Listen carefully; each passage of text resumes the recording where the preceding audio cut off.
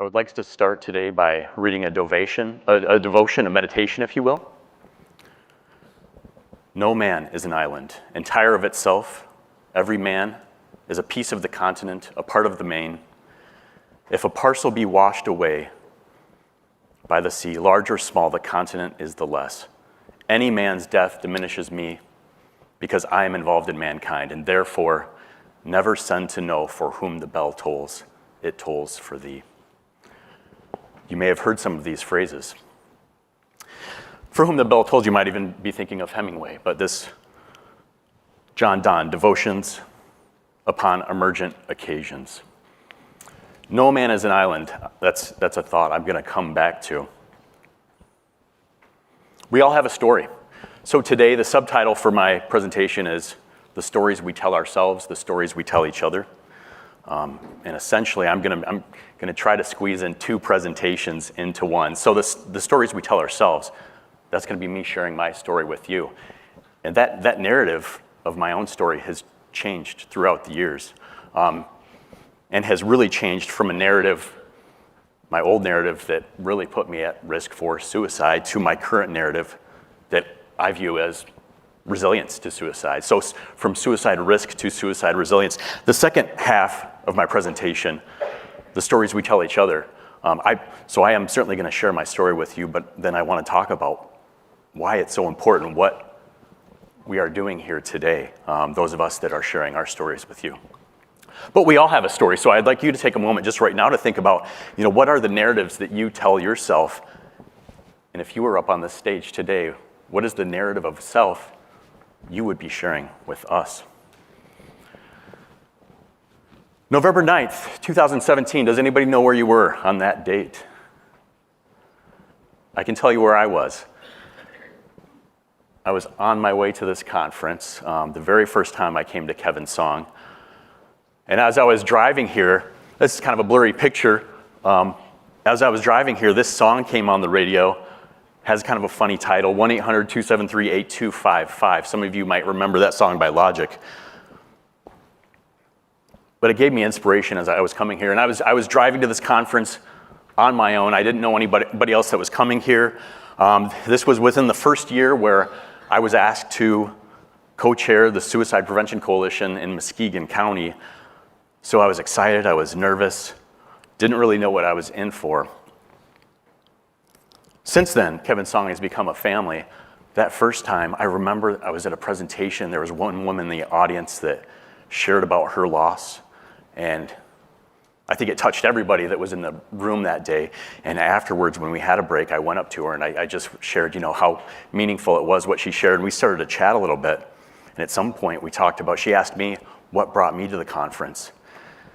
And I think when I got to the point of sharing, well, I survived a suicide attempt, it kind of looked like her facial expression just kind of went blank, or at least that was my perception, that just kind of the look and the silence. And I thought I shouldn't have said that, or I shouldn't have tried to talk to this woman. And I had even told her, your presence is so wonderful, and you remind me of my mother, who is actually here in the audience today.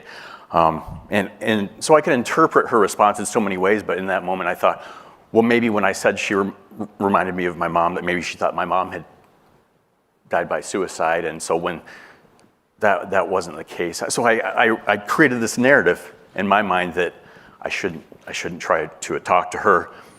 I shouldn't try to talk to other people who I don't have that same experience with. Maybe I don't belong here. And that was the narrative. So I fast forward to last year, on the Saturday of the presentation, and I love the fact that we sit around round tables and you get to meet with and talk to people you might not know.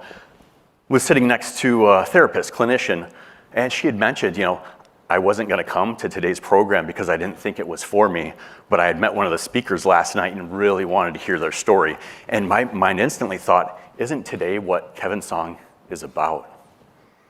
I mean, this is the purpose, this is the epitome, hearing from people who have experienced suicide from different sides of that story. So I do want to say to everybody that is here, you are where you belong. You belong. Disclosures, I have no financial interest or relationships to disclose. However, a few disclosures I do have. First one is I am not a motivational speaker. I do a lot of presentations, but I tend to do trainings where somebody much more intelligent than me has created an evidence-based curriculum, and I deliver that. And I do this over and over and over. But a couple years ago, a very large agency in Battle Creek where I work, they were trying to do an event for their staff, and they wanted to bring in one of the most inspirational speakers around suicide prevention. I won't say who it was, but when they reached out, they unfortunately found out that this person's speaker fees far exceeded their budget, so they got me instead. So some of the basis for my presentation today came from that. And actually, question, does anybody know, you know Charles Barkley, sports commentator, basketball phenom in the 80s and 90s?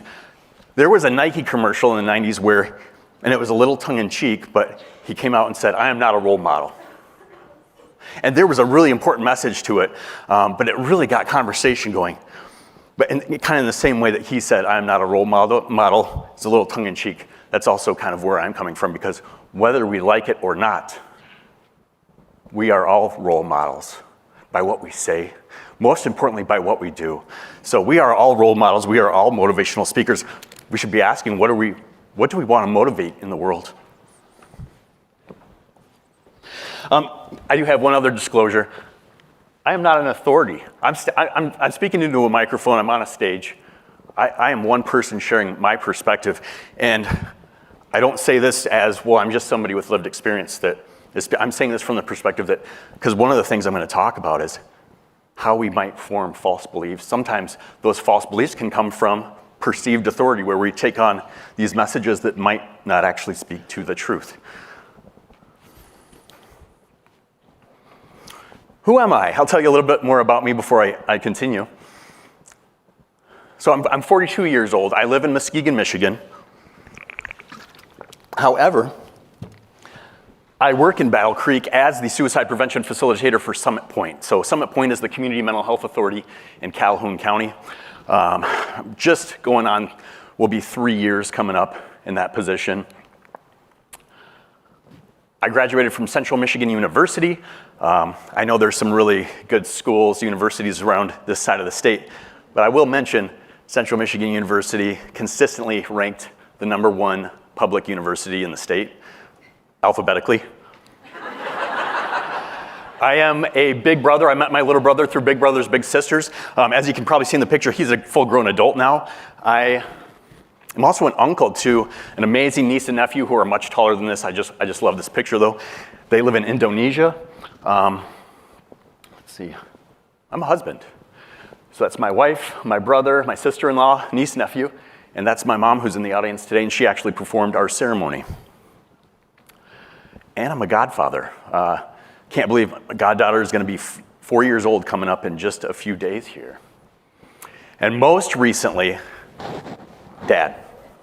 7 months old. This is the longest I've been away from him. But, you know, this is, if you ask me who I am, this is who I am, and a couple things I point out about that. Notice how most of the things I said are relational, social. That is so important to who we are. The other thing about everything that I just mentioned is that all of those things almost never happened. I tried to end my life. I tried to kill myself at age 24. So I want to tell you my story of how I went from suicide risk to suicide resilience. I'll give you kind of a brief overview right now, try to fill in more of the details. But what I really want to focus on today are really the conceptual shifts that got me from one place to the other. And so if some of it is a little out there, esoteric, forgive me. These are things I haven't really spoken to anybody. Sometimes after a presentation, a training, if there's somebody who has also struggled, I might share some of these things with them. But other than that, these are things I have never really talked about. So, but just I'm going to just kind of read a quick overview of my story from suicide risk to suicide resilience. I kind of wrote this a few years ago. I tried to end my life at age 24. Thankfully, a first responder A deputy sheriff saved me after someone noticed something was wrong. For over a decade and a half, I wanted to thank that person. But the shame, the lingering shame, stopped me up until a couple years ago where I finally mustered up the courage and had the opportunity to thank that man. Beginning from an early age, shame, self-hatred, anxiety, fear tainted much of my life.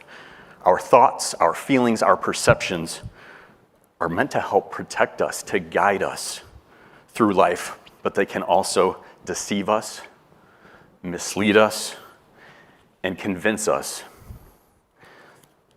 that life is not worth living, that we are not worth loving, and that our pain will never end.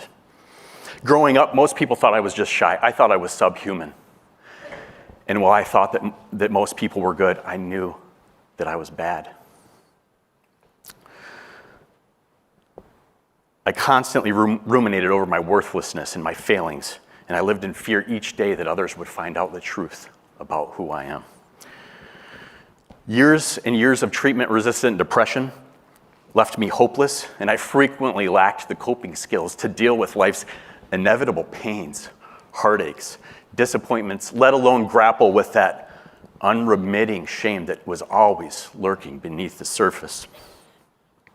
Suicide was my escape plan. Healing came slowly. Self-acceptance, self-compassion came slowly. It's still a work in progress. I now understand that thoughts are just thoughts. Feelings are just feelings. They are ultimately fleeting. And I no longer allow them to control, nor define, nor diminish my perceived value as a human being.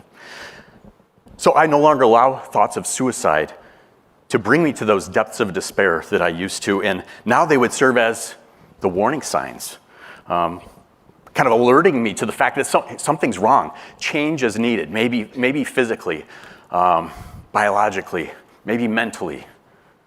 Something's needed. I still have backup plans, escape plans, if things become unbearable again, but suicide is not one of them. So I wrote that a few years ago. I actually wrote that because one of the things I did in Muskegon was help organize an event every September.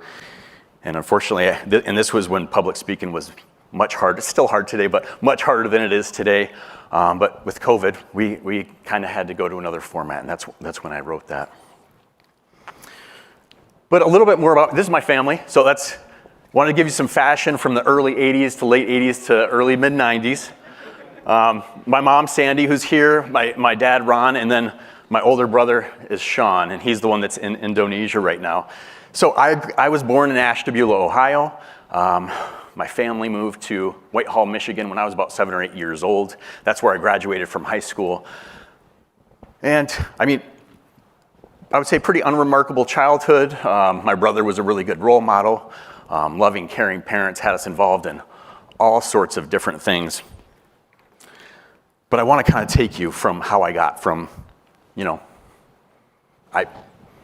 can't judge a book by a cover, but I'm not looking at these pictures and seeing the risk that ultimately ended up being there. So I kind of want to share a little bit more detail from how I went from suicide risk to suicide resilience.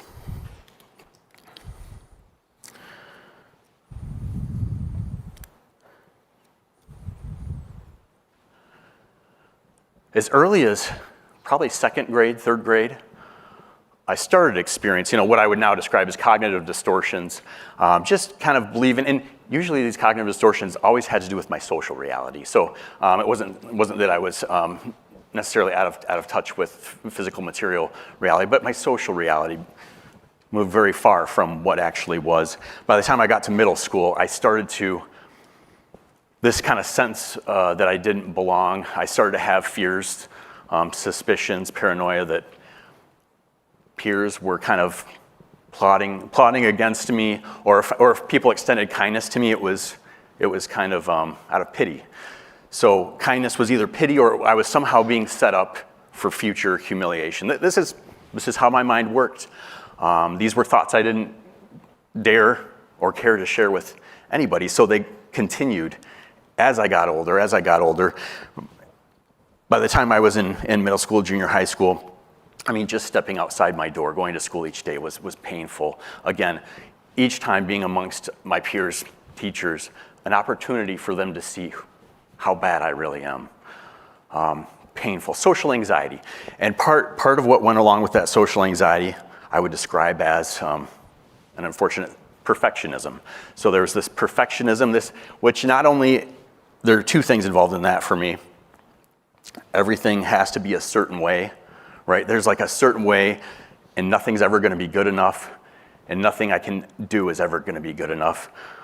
So by the time I got to 5th grade, I realized I learned one skill, not a good skill, but one skill to kind of deal with that, avoidance.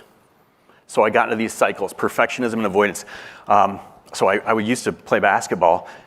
Forgive the sports metaphor, but you've probably heard the saying, you miss 100% of the shots you don't take, right?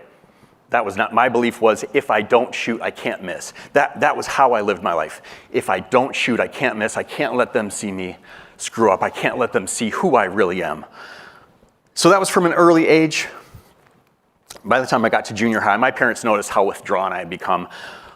They eventually got me, I had seen multiple therapists. I was eventually put on antidepressants. It was difficult. By the time I got to high school, that's when I first started having thoughts, not just that I didn't belong, but maybe I didn't belong on this earth. Around age 14 is when I first started having thoughts of suicide. And I didn't tell anybody. And guess what? Nobody was asking. I think the really frustrating thing is I was in behavioral health treatment. I was on psychotropic medications. I was in counseling, seeing a counselor. I wasn't telling anybody. Nobody was asking.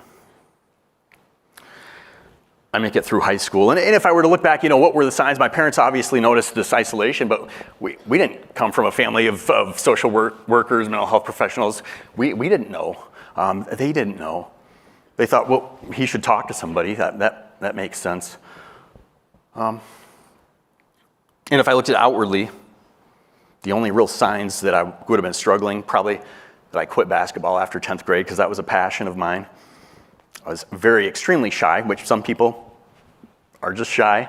And then I missed a lot of school. I missed so much school that I had to go in front of a board, which would now be like a truancy board, but to kind of plead my case of why I should be passed on to the next grade. And that's as a 4.0 student. So, I mean, graduated first in my class, multi-sport athlete, and musician, got a full scholarship to the #1 public university in the state, remember?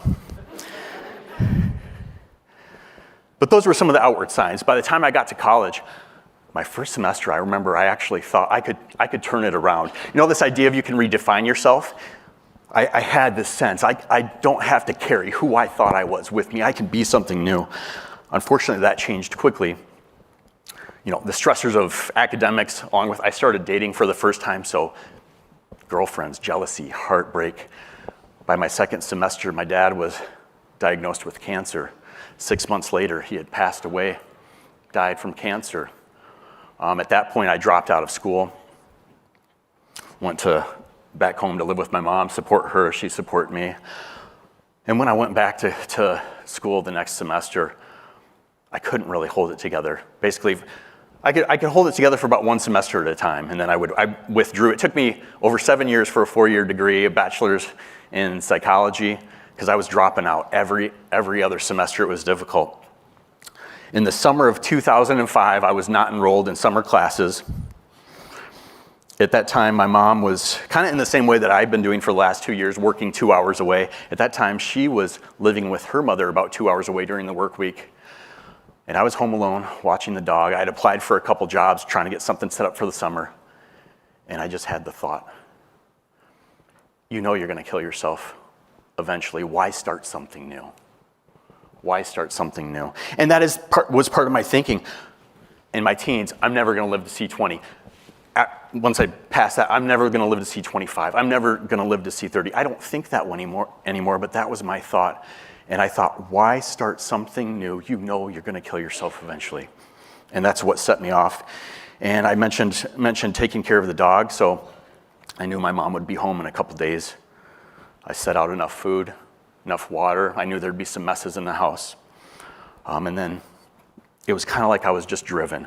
And the method I attempted with was not something I had really thought about before. It was just kind of improvised. I did have the thought, I knew I didn't want my mom to be the one to find me.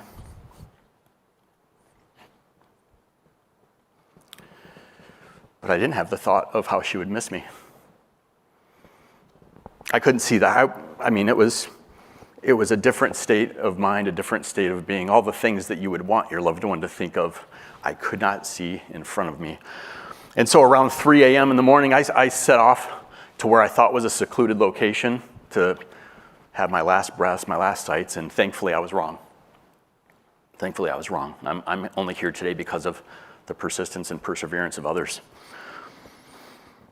Long road to get to where I am today. I do want to talk about the things that helped. And this is a difficult part in my story because my kind of journey of healing didn't really start until, so I was hospitalized after my attempt. I dropped out of mental health treatment about a year later. And I didn't really finally start to find healing until after I was outside of the mental health infrastructure. And there's more to the story here, so please don't think I'm going to a point that I'm not. But it wasn't helping me. The treatments weren't designed for what I was going through. And part of what also led to my hopelessness was, so I had tried medication after medication after medication. I got this label of treatment-resistant depression. To me, I heard those words, that phrase, that was the nail in the coffin for me. What hope do I have? So I continued to struggle even after going out of treatment. There were some close calls. And I had some aborted attempts prior to and after the attempt that I'm sharing with you. Eventually, I moved out to Idaho. So my mom primarily grew up in Michigan. My dad was from Idaho. I moved out to Idaho. He had 5 brothers. I wanted to get to know my family better, really get to know my uncles, his brothers. And while I was out there, I got a job at a children's home, which was the first job that had anything to do with my degree in psychology at all. I got a job at a residential treatment at children's home, and it was the first time I had a sense of purpose. First time I had a sense of purpose. Unfortunately, I never really got on my own 2 feet out there. I was basically couch crashing, living off the generosity of friends and family. So I eventually moved back to Michigan, but I found another job in residential treatment with a very different population. But again, I had a job with a sense of purpose, and the really important thing is, part of my job, I had to teach these psychosocial groups to others. Teaching them skills from things like cognitive behavioral therapy, dialectical behavior therapy. One of the most important ones that helped me, acceptance and commitment therapy. And while I was teaching some of these skills, I was learning the concepts for myself. So when I said I didn't have healing until I stepped outside of mental health treatment, not the whole story there, right? But I started learning these things for myself, helping myself, opened up a whole new world.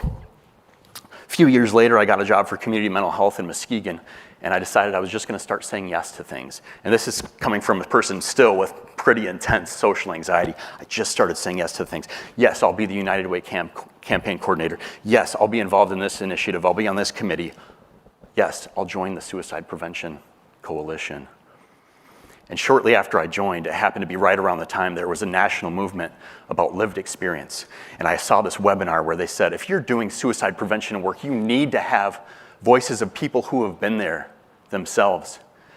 And I remember sitting in that webinar, I was with a friend, a coworker, watching this same thing.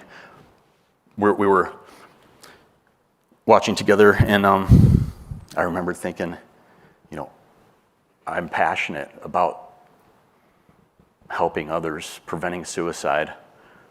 I don't know if I want to talk about my story.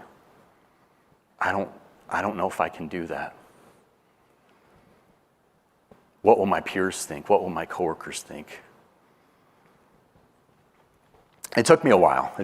Eventually, there was an opportunity where I spoke in public. I shared my story actually in the community right across the river, across the bridge, Montague, Michigan. And I shared my story at an event.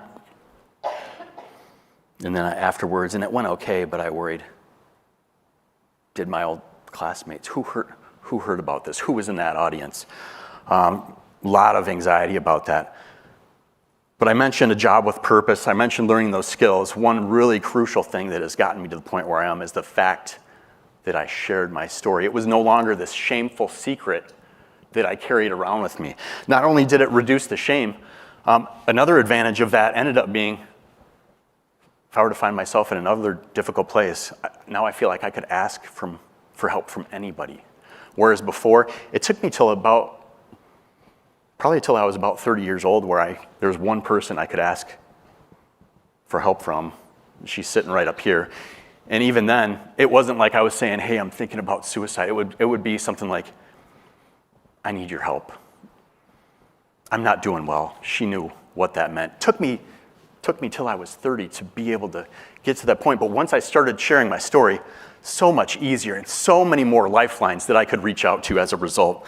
So that's just kind of, again, an overview of how I got to the point of attempting suicide to where I am today. But I really want to talk with you about some of the concepts, the shifts, conceptual shifts that I've made in that time. Going back to no man is an island. So I felt isolated. I felt alone. Nobody is ever going to understand what I'm going through. I use that phrase subhuman. It was almost a sense of this kind of, I'm an alien. I'm not, what I'm going through is somehow not human. That's different. It's wrong. So this combination of uniqueness and badness. That was my experience. So John Donne said, no man is an island. Paul Simon says, I'm a rock. I'm an island. But if we examine the words of that song, which I actually find to be moving poetry, we might see a different picture. A winter's day in a deep and dark December, I am alone, gazing from my window. To the streets below, on a freshly fallen, silent shroud of snow, I am a rock, I am an island. I've built walls, a fortress steep and mighty that no one may penetrate. I have no need of friendship. Friendships cause pain. Its laughter and its loving I disdain. I am a rock, I am an island. Don't talk of love. Well, I've heard those words before. It's sleeping in my memory, and I won't disturb the slumber of feelings that have died. If I never loved, I never would have cried. I am a rock, I am an island.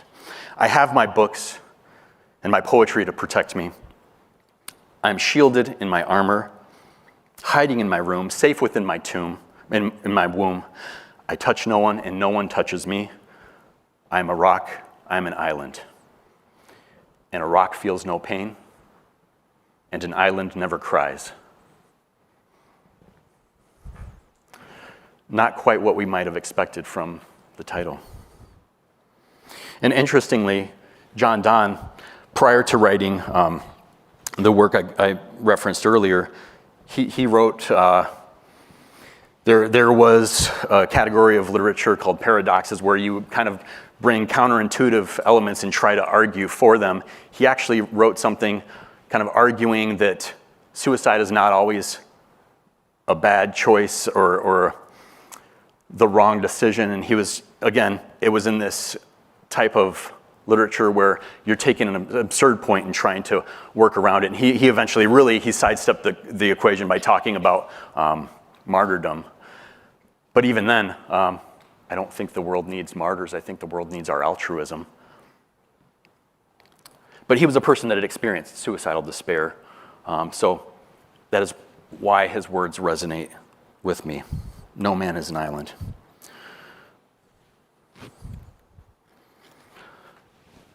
Orson Welles said, we're born alone, we live alone, we die alone. But if we look at that, and I didn't know who this was attributed, a lot of people attribute this to Orson Welles. I used to have the phrase for a long time in my head, you're born alone, you die alone. It was just the sense nobody is ever gonna understand, I'm the only person that's ever gonna be inside my mind. I have no way to communicate what is going on to other people. But I mean, if we examine this, we're born alone. Raise your hand if you birthed yourself, right? One person, or we live alone. Even take the most self-made man, self-made, self-reliant individual. Maybe they live off the grid. They're probably still using tools. that somebody else made. They're using skills that somebody else taught them. I mean, no man is an island.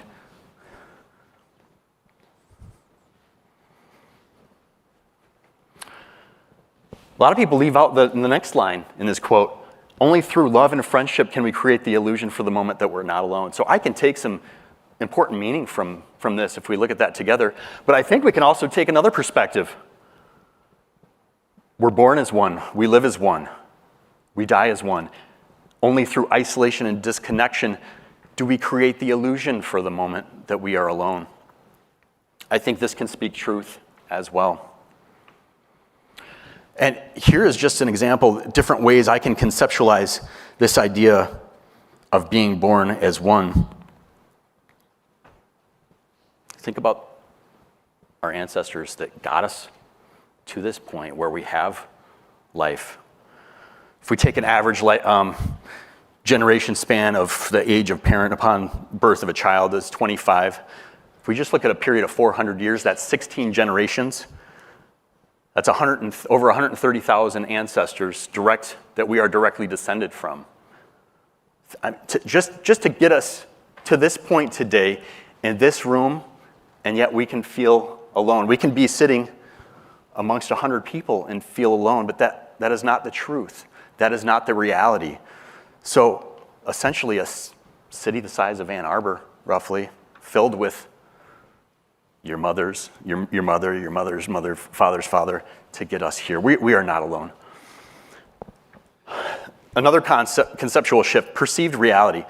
The reason this is important is because I think we need to acknowledge we all have beliefs. We probably all have had beliefs that we later realize were not accurate, right? Even just take a moment right now, think about what beliefs you might have held in the past that you no longer do. So just getting to that idea of, especially when we talk about things like our social reality, how they can get so distorted. Take a look at this. Try to count how many black dots there are. And as soon as you think you have the number, just shout it out. 11, 10, 12, 1. And it's not a trick question. There are 12 black dots up there, but the point is, notice how when you look at one, the others just fade into gray. Our brains fill in the gaps, right? So that's the thing. Think about all of the potential information that can be coming at us at any one moment. There is no possible way that we're going to be able to even be attentive to all of that information, let alone to process all of that. So our brains are guessing machines. Different theories of consciousness kind of view our minds as top-down predictive models. So the way we see the world is actually our mind's kind of guessing and then using our sensory data to confirm or deny to kind of shape, okay, where our guess is right. I think this is a good example of that. Anil, Seth, if perception is controlled hallucination, so he views consciousness essentially as controlled hallucination. Again, what we are actually seeing, how we interact with the world is through our mind's guesses based on our prior experience, and then we correct for that based on sensory input. So if perception is controlled hallucination, then hallucination can be thought of as uncontrolled perception. You could even say that we are all hallucinating all the time. It's just that when we agree about our hallucinations, that's what we call reality. So I'm not saying that there is no objective truth. We can measure the material world. If we get the same measurements, we can be certain that there's objective truth, but the way we perceive, this kind of helps us understand maybe how our minds can maybe see or think, hear things that aren't actually there. The mind is its own place, and it in itself can make a heaven of hell, a hell of heaven. And even just thinking about the speaker before, many years in my life, I don't have a better way to describe it than an internal living hell. I don't have better words to put it to you than that. So perceived reality, having a better understanding of our conscious perception. Agency, this is one of the most important ones for me. I felt like I had no control, no power. I didn't choose to be here. Emancipate yourselves from mental slavery. None but ourselves can free our minds. So we may all experience abuse, people may demean. I think that's one thing. It's another thing to internalize that. When we take our experiences, negative experience, and say, that happened because of me, because I'm bad, I deserve that. It's a very different thing. For me, through my thought processes, I kind of became my own abuser. Through my thought process, I became my own oppressor. This is probably my favorite quote in this presentation. You have to want it. Such a simple phrase. That was my tennis coach in high school. You have to want it. 5 words. Those 5 words caused me a lot of existential angst. And here's why. Every time he would say that, all I could think is, but what if I don't? Where does that leave me? How am I to proceed? Should I quit? I just felt so stuck. What if I don't? What do I do? Because I felt like I was just kind of, all my actions, my existence was in this stream of basically a causal chain that I have no ability to wiggle out of. It was determinism, fatalism was the framework that my mind was stuck in. Schopenhauer said, man can do what he wills, but he cannot will what he wills. Again, kind of a sense that we can do what we want, but we don't get to choose what we want. Again, I'm stuck. But I have a riddle for you, a question. Can man do what will shape what he will? You might have to think about that for a second. It's kind of goofy. Can man do what will shape what he will? My answer is yes.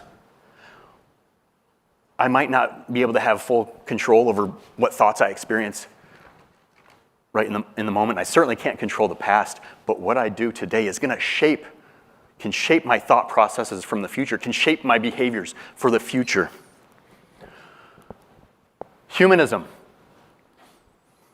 So I will share with you, I grew up going to a church, and when I started to go through confirmation classes, it didn't make sense to me. I declined to join. So I very much value religion, religious traditions, rituals, and I think in certain ways they can be superpowers for us, but I have never felt like those were my beliefs, but I did always believe in humanism, the idea of innate human value, innate human worth, innate human dignity. I didn't realize, however, there was one person who I thought about in complete contradiction to those values. I didn't apply that to myself. I want to bring up, so just imagine there's a brand new scale, an assessment tool to try to predict suicide risk, life worth living scale. And this scale, imagine it's so new that I just made it up right now because I did. But imagine we have this scale and we ask a person questions, maybe about their adverse childhood experiences. Maybe we ask about how large their family is, how many people are in their social network, what job they do. We'll kind of give rating scales for all these things, how many children they have. We'll even ask them, how many sexual partners have you had? How frequently do you have sexual relations? We'll ask about how much money do you make? What zip code do you live in? And then what's your income relative to the zip code income? And we'll get all these data points. We'll even measure attractiveness. We'll rate you on attractiveness, your height, your weight, your BMI. We'll plug this all into a computer. AI can probably do this eventually. And we'll figure out who's at risk by suicide. And we're going to call it life worth living scale. Does anybody see a problem with any of that? So there's the obvious problem, but here's the biggest problem to me.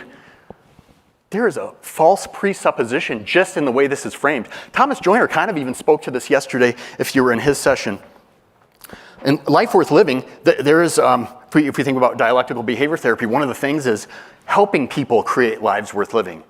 That is a very different thing. That's saying that is internal to that person, and it's our job as supporters to help them create lives worth living. It's another thing entirely different to say that it's external. So sometimes when we talk about things like social determinants of health, when we talk about adverse childhood experiences, and we're saying that almost that these things are destiny, that it's outside of people's control, what we need to do is empower people to have that kind of internal locus of control. I'm in the driver's seat. So that's just one thing. We need to be speaking to people from a point of agency, going back to that, but also false presupposition. So if I were to ask you all right now, have you quit smoking yet? Have you quit smoking yet? Some of you might be able to answer that question yes or no. Some of you who've never smoked are going to say, I can't answer that question, there's a false presupposition. Life worth living, if you believe in intrinsic human value, there is a false presupposition even in this thought process. So here's what I'm going to say is, it is really important that we meet people that are suffering with an empathic stance that normalizes what they are going through. It is a completely different thing to affirm and validate a false presupposition, a cognitive distortion. So when we speak, we just want to make sure that we're not perpetuating something that's not true. Or at least it's not true to my tightly held values. When all is said and done, how you treat people is how you treat people. That includes how you treat yourself. So when I talk about suicide, when I talk about suicide prevention, I try very hard. I don't I don't talk in terms of morality. I don't talk in terms of ethics. I do feel very confident to say that I think suicide is a mistake. Suicide is a grave mistake. I feel comfortable saying that, but I'm not going to speak about it in terms of ethics or morality. But I do think we can leverage our own moral intuitions, and I think we can leverage our moral reasoning just by including, okay, if you value your behavior, you appraise your behavior based on how you treat people, if you're not including yourself in that equation, you're making a mistake. You're not living up to what your values are. So that's the purpose of this statement. So I mentioned I'm not a motivational speaker. Getting ready for today, I tried to gear up by looking at some motivational posters today. You remember these from the 90s? And I thought, what better way to prepare for today than to try to make my own motivational poster. And I will be selling these after I won't.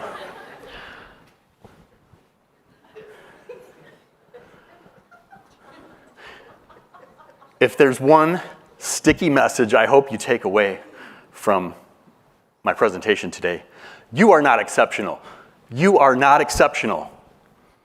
You are not exceptional. You are not exceptional. If you can't read the text underneath it, I have that on my next slide, but it says, remember always to reverse the golden rule. The golden rule, do unto others as you would have them do unto you. Do unto yourself as you would do unto others. I would have never treated anybody, spoken to anybody, tried to harm anybody in the way that I did to myself. But I told myself I'm the exception. I am not exceptional. I am human. The world owes us nothing, but we owe each other the world. I think suicide prevention is not something that's left up to just one person. It takes a community. The Talmud says, he who saves a life saves an entire world. We owe that to each other. The last conceptual shift I want to talk about, evolution. The reason this is important to me is because, as I mentioned, the religion I grew up in didn't really fit my life experiences, how I viewed the world. And part of the difficulty with that is I had no real concrete foundation for how to view life, how to view humanity, how to view myself, and how I fit in. To me, looking at the natural world, looking at human beings as biological organisms is one of the things that helps me the most. In fact, some of my most effective cognitive strategies I use is just reminding myself I'm a biological organism. So if I'm experiencing mental anguish, pain, just reminding myself I have to feed myself every day, water myself every day, rest myself. Like just those reminders kind of removes all that social reality that I can get so caught up in. So just going back to the basics of nature. So this, I'm going to quote from Harold Kushner, renowned author, rabbi, wrote When Bad Things Happen to Good People. Before I read this quote, so my second year of college, I was in a class called Death and Dying. This was one of the assigned books. My dad was diagnosed with cancer. I kind of dealt with that with a lot of denial. Everything is going to work out. It's going to be all right. And I told myself, no, I'm in this class, Death and Dying. It's good I'm here. I can stick through it. I eventually withdrew, but I did read this book.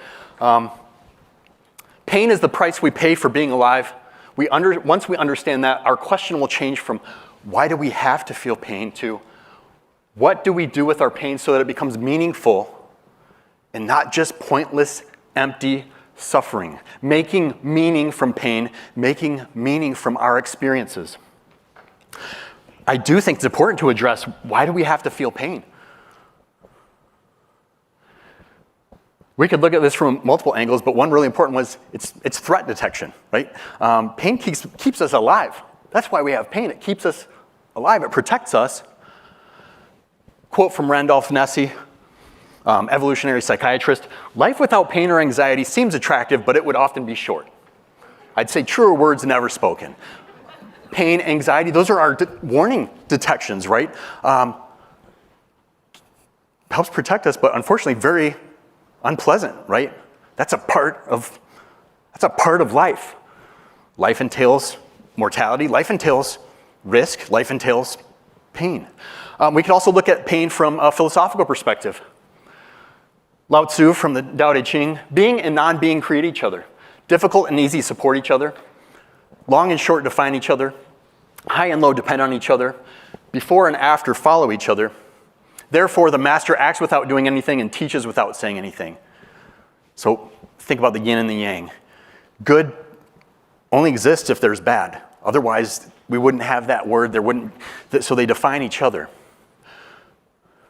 Nesse also said, we are the beneficiaries. He's talking kind of about social networks, social altruism. We are the beneficiaries, but we also bear the costs. Social anxiety and constant concern about what others think about us are the price we pay for deep relationships. Our capacity to feel grief is another.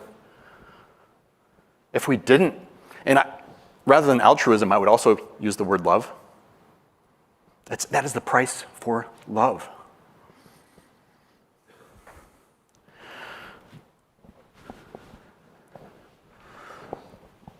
I want to look at another animal, another species that's a very social species. So we are probably the social species. Elephant's also a very social species. But before I share this story, I want to share my grandmother, my mother's mother, loved elephants. After she passed, she had elephant figurines. That's everybody kind of wanted one of her figurines as a prized possession. But her mother, when my grandmother was just 5 years old, her mom died by suicide. And it was just 2 years before that her father had died. So her mom died by suicide. She was 5. None of our family really knew this. I didn't know this until I started doing genealogical research, but just think about the obvious impacts on her life. And her mother actually was a triplet, and it was very rare to have surviving triplets, and their names were Daisy, Dot, and Dimple. My great-grandmother, Dimple. Even our family that has no clue that that's how she died, the impacts are still reverberating.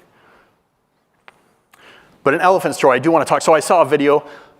So it was a mother elephant and a calf crossing the river. Occasionally they have to cross rivers, and that can be a very dangerous thing to do. And usually the mother tries to stay downstream so it doesn't get washed away. But in this case, the calf started going downstream quick. And you feel the sense of watching this. You feel the same sense of panic as if you were watching human beings, and eventually saves the baby elephant. They get to the other side of the shore. In other cases, they're not lucky. That calf swept away, never to be seen again, probably not surviving. Imagine if in that case, those elephants, they got together, they decided, hey, we don't want this to ever happen again. We're gonna get together, we're gonna create a conference, we're gonna make it so no other calf gets lost, swept away. Elephants don't do that, we do that. John and Gail do that.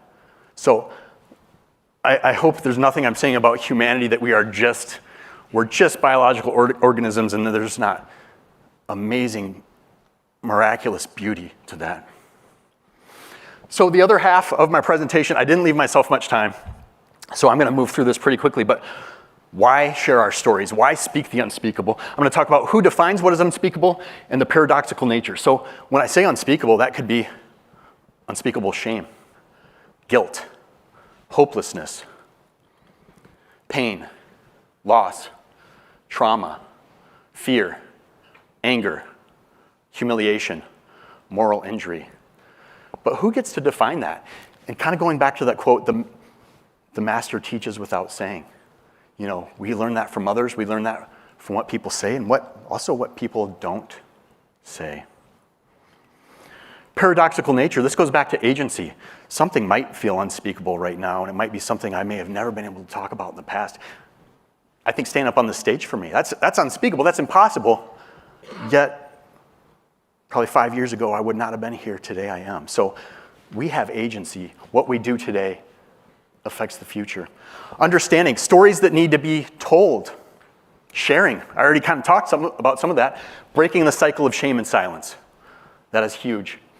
Understanding behavior is communication. So if somebody is going through some unspeakable situation, that if they're not talking about it, it might come out in self-destructive acts. It might come out in suicidal thoughts and suicidal actions and interpersonal violence. We need to understand that behavior can be a form of communication.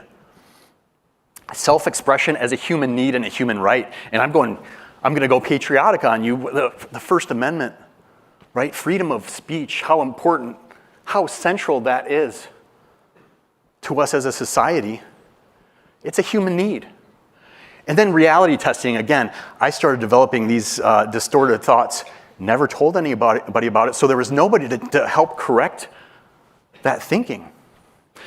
Belonging, stories that need to be heard from the other end. Changing the narrative. Here's the thing, suicide, it's amazing that we're here talking about this multiple days in a row. There's been news coverage. Most of society, the only time they hear about it might be after a celebrity's died by suicide. That paints the wrong narrative. And while it's super important for us, it's important for all survivors to talk about suicide because we also can't just talk about it after death. We have to talk about stories of survival as well if we want to paint a clearer picture. The power of our words. My thoughts have changed a little bit as far as like the language we use. And nothing I'm saying today is meant to be countercultural, but today I worry less about the etymology, the origination of different phrases and statements. I worry more now about what is the meaning that people are going to take from what I say. So is the meaning that they take away a message of hope, or is it a message of determinism, of fatalism, right? These are the things I think about. Human connection, when we hear other people's stories, especially if they relate to ours, we feel like we're no longer on that island. We are no longer alone. Empathy, speaking is only half of the equation. So we tell people to reach out, speak out if you're struggling. There's another, that might be half of it. What needs to be on the other side, right? I teach a suicide prevention training called QPR, question, persuade, refer. I'm going to ask you the same question I ask them. After we've asked somebody a question in life, and especially if it's a question for somebody that we think is in distress, what is our next job?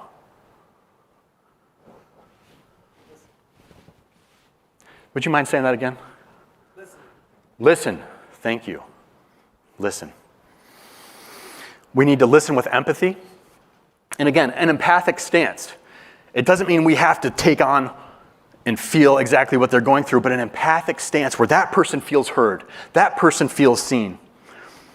I do want to share with you one of the most impactful experiences I had, and this was actually when I was in treatment. This was actually when I was in the hospital.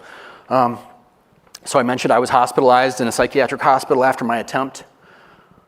There was one interaction I had, just the memory of that interaction, I think saved my life. I mentioned I had some aborted attempts later, saved my life just from the memory of this. So I was in the hospital, sitting in a chair at the edge of the room, overlooking the common area. The dining area was over here. And a social worker came and sat beside me.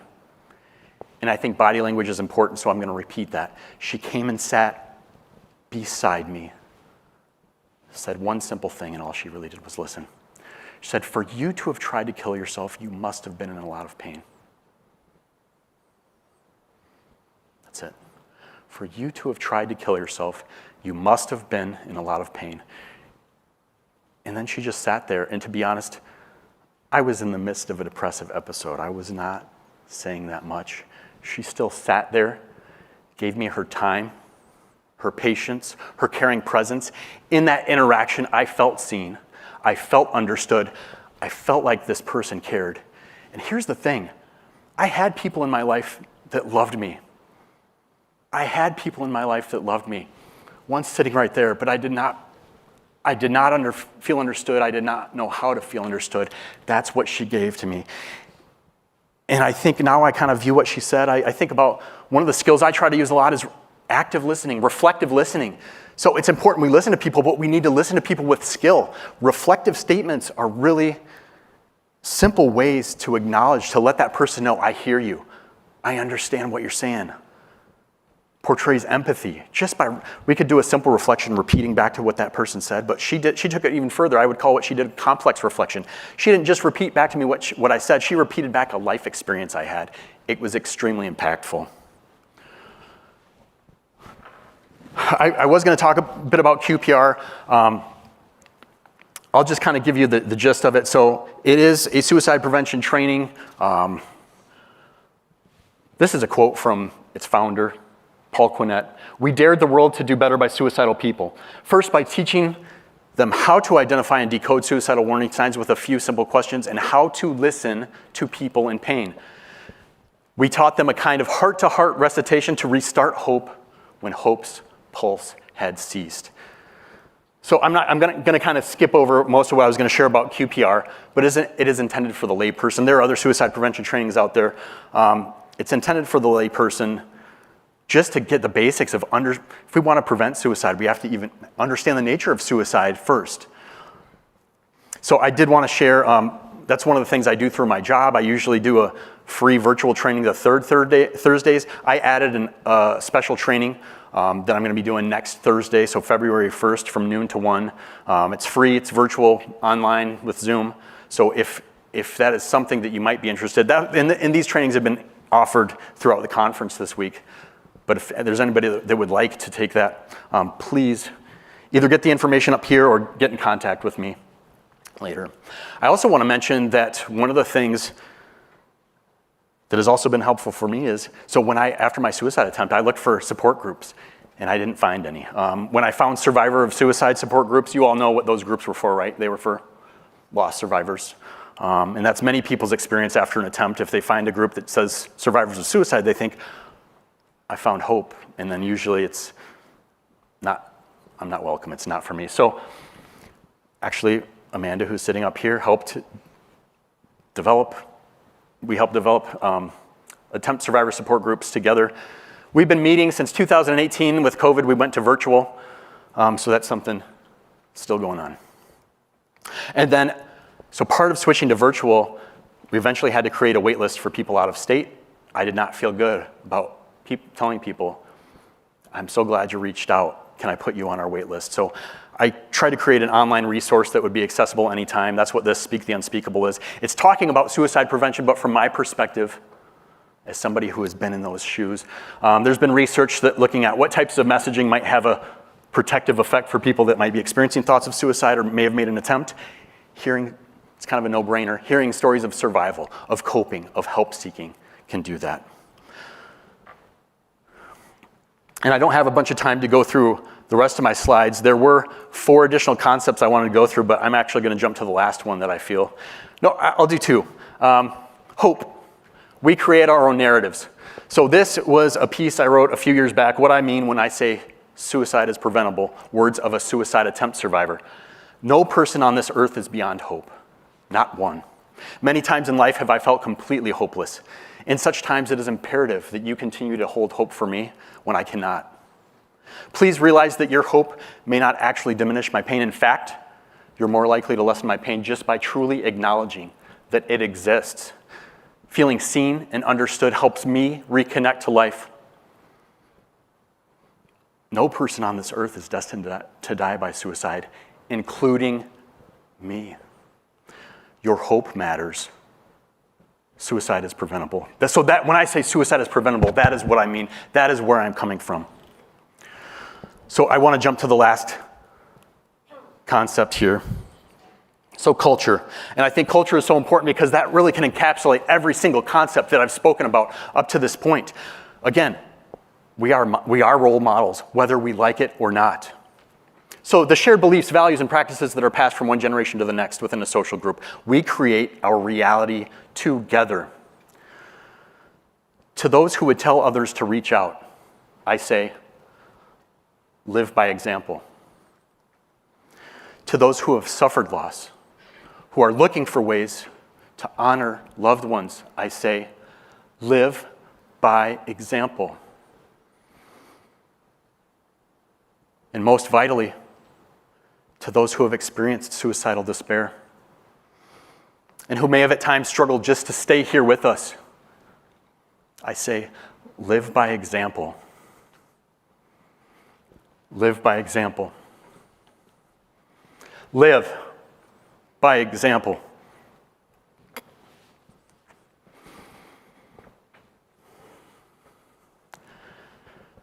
No man is an island, entire of itself. Every man is a piece of the continent, a part of the main. If a parcel be washed away by the sea, large or small, the continent is the less. Any man's death diminishes me because I am involved in mankind.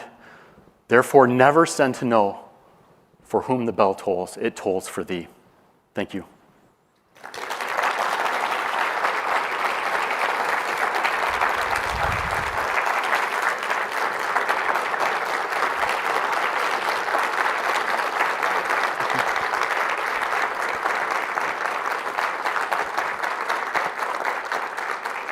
I left 10 seconds for questions. Go. No, thank you very much.